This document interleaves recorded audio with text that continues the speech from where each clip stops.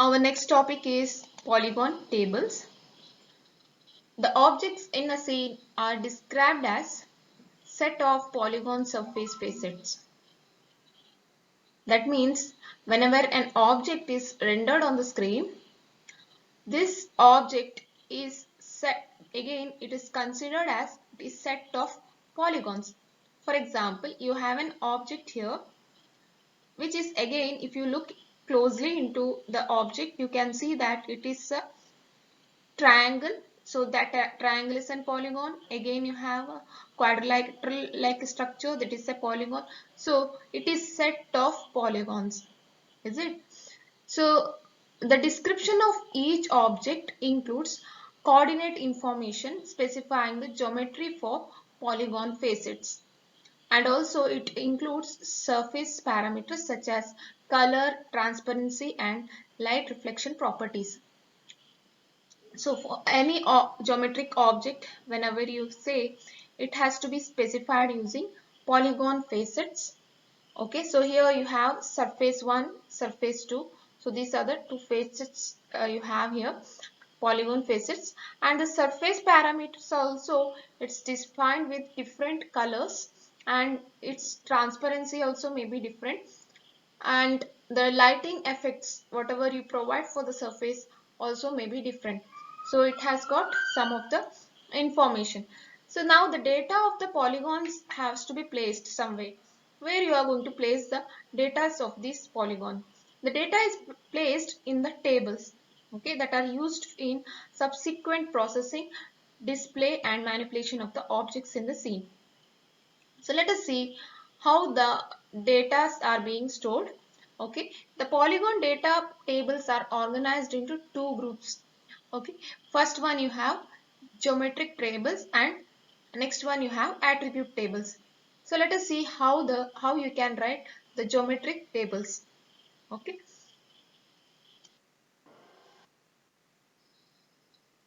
now let us see what is geometric data table. Geometric data table contains vertex coordinates and parameters to identify the spatial orientation of the polygon surfaces. So if you are seeing the particular object here, so you can say that here there is certain orientation of the surface. Okay, so this information and the vertex information or the edge information are all being stored in the geometric data tables. Okay, so the geometric data tables for the objects in the scene are arranged conveniently in three lists. Okay, so there can be there are three lists. Okay, first one if you are seeing, it's a vertex table, then you have edge table, and then you have surface face facet table. Okay, let us see what is an vertex table. Vertex table stores coordinate values for each of the vertex in the object. For example, you say here you want to store the information of v1. So you want to store it in the vertex table, and how do you represent it? It's you are going to represent with the three coordinate system, that is x1, y1, z1. Okay, that is representation of v1. Again, if you want to represent vertex 2, you are going to represent it with x2, y2, z2. Okay, and v3, x3, how do you represent v3? x3, y3, z3. So you have to represent all the vertices of the particular object. Okay, so we have represented v1, v2, v3, v4, v5. And next, let us see the next table, that is edge table. What is an edge? When you have at least two vertices, you form an edge. Is it? So that is here, for example, if you are considering v1 and v2 makes the edge e1. Is it? So now edge e1 information has to be also stored in the edge table. So edge table always contains pointers back to the vertex table to identify the vertices for each of the edge polygon. That means here, if you are representing E1, E1 is what? It is V1 and V2. So now this V1 points to the information in the vertex table. So what is again V1? V1 is X1, Y1, Z1. Similarly, V2 is what? V2 also, it points to the information in the vertex table. V2 is x2, y2, z2. Like this, we are going to represent all the edges, that is E1, E2, E3, E4, E5 and E6. So suppose let's say E6, you can see that it is uh, represented with V1 and V5. So E6 is what? V5 comma V1. Like this, we have to represent all the edges in the edge table. Next, the surface facet table. So you have two, if you consider here the object, it is divided into two polygons. Okay, one is triangle and another one you have quadrilateral structure. Okay, so here S1 is one of the surface facet, S2 is considered to be the another facet. So the surface facet table contains pointers back to the edge table to identify the edges of each of the polygon. Now if you are seeing S1, okay, S1 is the facet here, that is like a triangle here you have. Okay, so S1 is combination of edge E1, E2 and E3. So E1 again, it is pointing to the edge table. Okay, you are going to find the information in the edge table that it is E1 is, it is uh, with vertex V1 and V2. So if you have vertex V1, V2 to be joined, then you get edge E1. So this information, E1 information you'll be getting from edge table. So it is a point, so it is pointing to the edge table now. E1 points to edge table. So similarly, E2 also, it's an edge E2, E2 where you have here. So it is V2, it is combination of V2 and V3. So where do you get the information? It's from edge table. So surface facet, whenever you are going to write, it is going to point back to the edge table. Okay, and you identify the edges. Similarly, S2 has been formed using E3, E4, E5 and E6. And here if you are seeing E3 is common edge you have between the two facets. Next, attribute information tables. So this is one first table you have geometric data table. Next, second kind you have attribute information table. Attribute information tables for an object includes parameters specifying the degree of transparency of the object and its surface reflexivity and texture characteristics. Okay, so you may have to have a reflection activities and all. So then you may have certain surfaces with the light color shaded part, all this. So this information also has to be stored, and what color the object has to be, that information is also stored in the attribute table. And the texture, okay, or you say pattern, also has to be stored in the attribute table.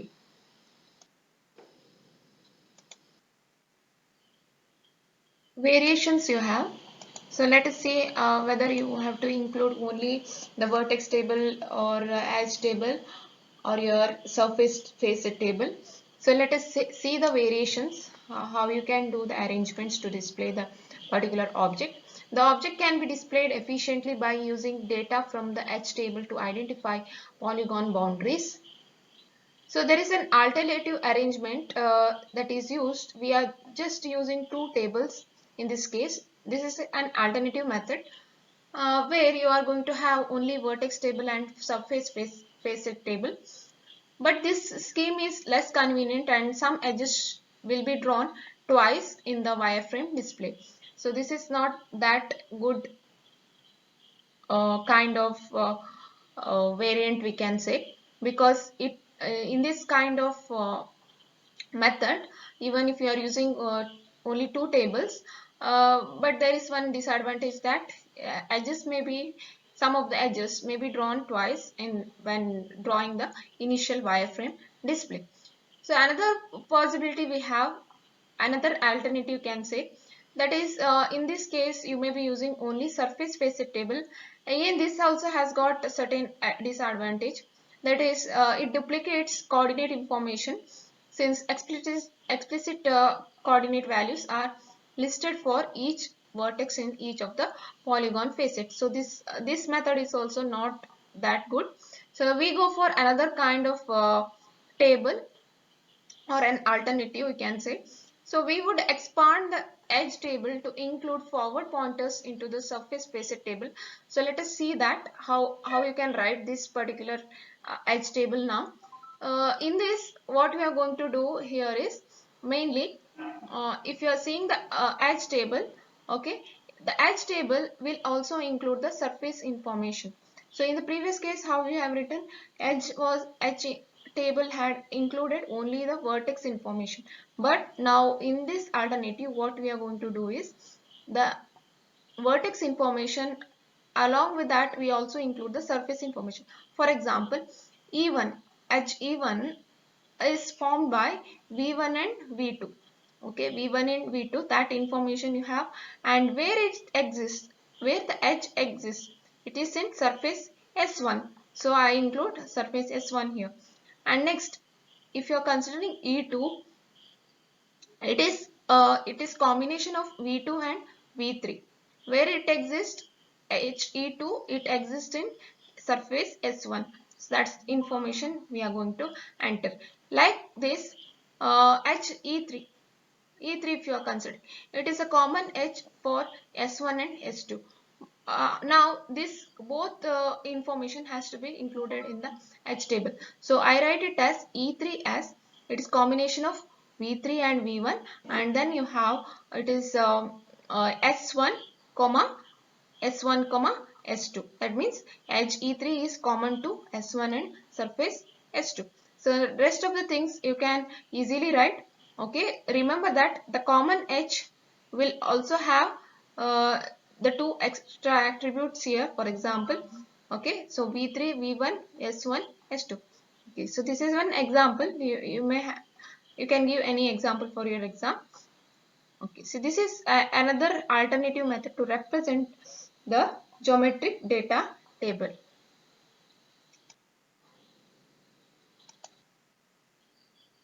Test for consistency and completeness. So whenever you are going to draw any geometrical objects and you are going to have a geometric data tables along with that, you are going to list out the vertices and the edges, but it is a very complex process, you can say. But again, then this geometric data has to be checked for consistency and completeness. So some of the tests that are performed by graphics packages are, first point you have, that is every vertex is listed as an endpoint for at least two edges. So what do you mean by this? So any vertex, so for example I consider V2. V2 is it is an endpoint. Okay, it is connected with at least two edges. So whenever you have a polygon, it will be having at least two edges. Every vertex will at least be connected with two edges. Okay, so if you consider here V1 also, it is connected with at least two edges. It's connected actually with three edges, but minimum it should be at least two. So because smallest or you say minimum number of vertices to form a polygon is 3. Okay, 3 means it's actually a triangle. Okay, so triangle, if you are saying, you will be having at least two edge for a vertex. Okay, then that every edge is a part of at least one polygon. Every edge is a part of polygon, one, at least one polygon. And another test is that every polygon is closed. Okay, every polygon should be closed. Okay, if you are considering start with triangle, square, or a rectangle, or an hexagon, anything it might be, it should be closed. So then you can say it as a polygon. And next test is that each polygon has at least one shared edge. One that each polygon has at least one shared edge. So this is one more thing you have to check here. And next point is that if edge table contains pointers to the polygon, every edge referenced by polygon pointer has a reciprocal pointer back to the polygon. That means what? For example, I take here the edge. You had an edge that is E1. Okay, in the edge table you have written E1 as E1 was combination of V1, V2 and S1. So what is S1 now? If you are considering what is S1, S1 is again it is the it is forming a polygon with how many edges? 3 edges. So this is a edge E1. You have surface E1 is formed by edge E1, E2 and E3. So this is the meaning. So this is one more test it's going to consider. That means here if the edge table contains pointers to the polygon. So S1 is a point, it is a pointer, it is going to point to the polygon. So this is a triangle. Triangle is a polygon. So S1 points to the polygon. Every edge referenced by polygon pointer has reciprocal pointer back to the polygon. So every edge, whatever you represent here in the edge table, will have certain pointers back to the polygon.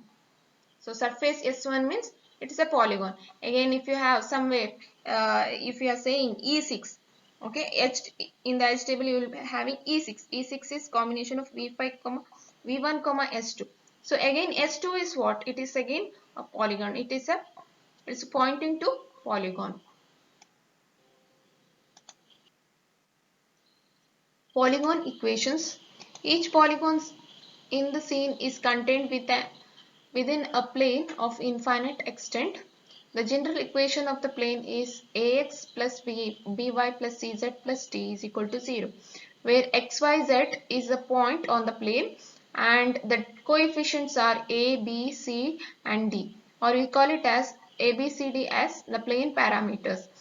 So we can obtain the values of A, B and C and D by solving set of three plane equations using coordinate values for three non-collinear points in the plane for the three successive convex polygon vertices. So if you do that, when you divide this A by D and B by D and C by D and D by D, you get the equation as A by D into x of k, okay, x suffix k plus b by d into y suffix k plus c by d into z suffix k is equal to -1, where k is equal to 1, 2 and 3. So according to Kramer's rule, A can be written as in this form, okay, A, B and C and D, you can write it in this form. And if you are going to expand this determinants, now we can write the calculation for plane coefficients in the form. Now A can be written as A is equal to, consider y1 initially, y1 into, so multiply z2. So if you consider y1, z2 into, that is 1 into z2, you say you get z2 itself, minus z 1 into z3 you have, so you get minus z3 and plus y2 can be written as y2 if you are taking, so plus y2 you are writing, right? Y2 is z3 minus z1, okay, and next you have plus y3 as z1 minus z2. So this is expanding the determinants, you get this value. Similarly for b, c, d, you can calculate it and get the equation. Let us take one problem here. That is, it is possible that coordinates defining the polygon facet may not be contained within the same single plane. So then when you consider complex diagrams, your polygon, you may consider your object as combination of polygons, is it? But these polygons may not be in the single plane. It may not exist in the single plane. As in the previous videos, we have seen how the human face was drawn. It is again, if you are dividing into triangles, the face into triangles, okay, that triangles may not be in the single plane. Okay, so what is the solution for this? So the simple solution was, it you had divided the facet into set of triangles. Another way is to approximate a plane for vertex list. So how do you approximate the plane for vertex list? Okay, that is, you have to divide the vertex list into subsets now, and later you have to calculate the plane parameters A, B, C, D for each of the subset. That is the solution here.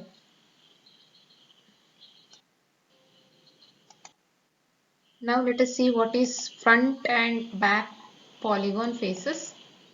The side of an polygon that faces into object interior is called back face.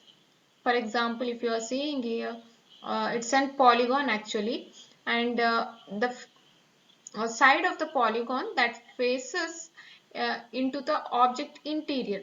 So if you are saying this is the object's interior, so that is called back face. Okay, you cannot see that.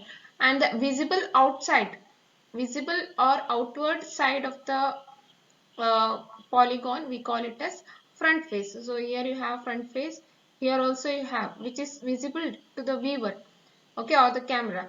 Then we call it as a front face. Okay, every polygon is contained within an infinite plane that partitions the space into two regions. Any point that is not on the plane, okay, and that is visible to the front face of the polygon surface section is called in front of the plane, and thus it is outside the object. Okay, and any point that is not on the plane that is visible to the front face of the polygon surface section, that is said to be in front of the plane. Okay, so somewhere here you can say, okay, it's not on the plane particularly here, it's in front of the plane we say. And any point that is visible to the back face of the polygon is behind the, we call it as behind the plane, or it is inside the plane. Okay, so somewhere here plane equations can be used to identify the position of spatial points relative to the polygon facets of an object. So for example, if you are saying here, you have got normal also along with this front face.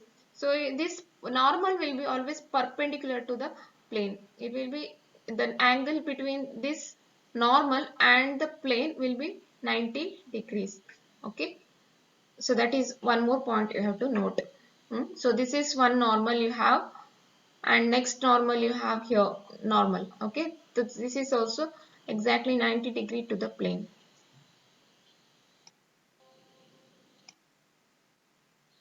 As we know, the general equation for the plane is given by ax plus by plus cz plus d is equal to 0. Okay, so another equation we have, for example, if you have any point xyz which is not on the plane, then we can write the equation as ax plus by plus cz plus d, that is not equal to 0, where a, b, c, d are parameters.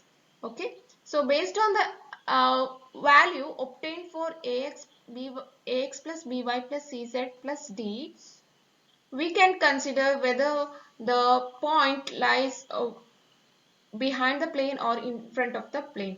Okay, so based on the sign of this equation. So suppose, so here if ax plus by plus cz plus d is less than 0, then we conclude that the point xyz exists behind the plane. And if suppose ax plus by plus cz plus d is greater than 0, then we conclude that the point xyz is in front of the plane. So this is one more point you have to note here. So now let us see how a normal vector is. So what do you mean by normal? Let us see that. See, you have a plane here, is it, or a polygon which has got a plane, and this plane has got an perpendicular line in this manner, is it? See, for any cube, if you are saying, there will be always a normal, okay, which is that normal will be always perpendicular to the plane. So same way here, if you consider one plane, so this is a polygon actually, and if you consider this particular plane, above plane, you have got a straight line, okay, or you can say this is a normal vector, okay, which is very perpendicular to the plane, okay.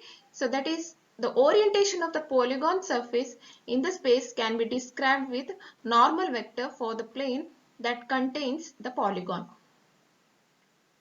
And from where exactly you can show the normal vector?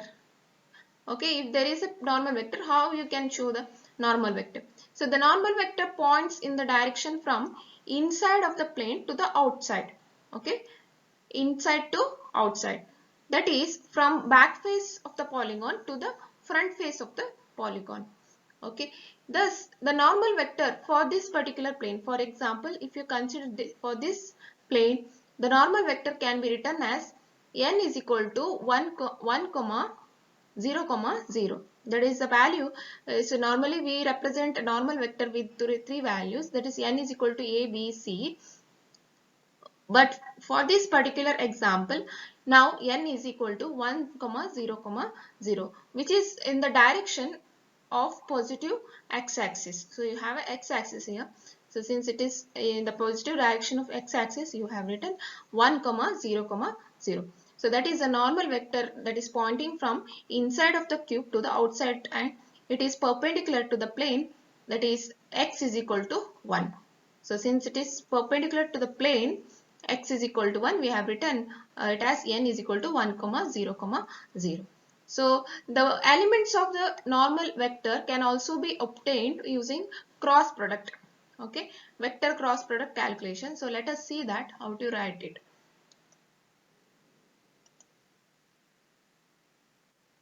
Now let us assume that we have a convex polygon surface facet. So convex polygon means all the interior angles will be less than 180 degree. So remember that. I am going to assume here the convex polygon surface facet and a right-handed Cartesian system, and we again select any three vertex positions, that is V1, V2 and V3 taken in counterclockwise order when weaving from outside the object towards the inside of the object. Okay, so we have got now again three vertex positions, V1, V2 and V3. V1, V2 and V3. So here forming two vectors. So now we have to form two vectors. Okay. So one from V1 to V2 and second one from V1 to V3. We can calculate n as a vector product. How do you calculate that? Is normal vector n is equal to V2 minus V1, V2 minus V1 and cross product it is. So V2 minus V1 cross product V3 minus V1. Okay, so this is what you have to do. So this generates values for the plane parameters A, B and C. And then we can obtain the value for parameter D by substituting the values. Okay, by substituting the values, whatever you got A, B, C, you can substitute it and get the value for D also. And how you can get it is using the plane equation ax plus by plus cz plus t is equal to 0. Okay, so you had a previous in the previous slide, as I said, each polygon, if you are having any polygon surface, the equation for the plane can be given with ax plus by plus cz plus d, that is equal to 0. Okay, if it is not equal to 0, then you are saying the point is not on the plane, is it? But now you have to consider here, it's the point is on the plane, so that is why we consider ax plus by plus cz plus d is equal to 0. The plane equation can also be expressed in the vector form using normal n and the position p. Okay, so any point p, the position p of any point in the plane. Okay, using that also you can get the equation for the plane equation can be expressed. Okay, so this is n is normal vector, p is a point on the plane, and you have another parameter that is to be calculated, this is minus d.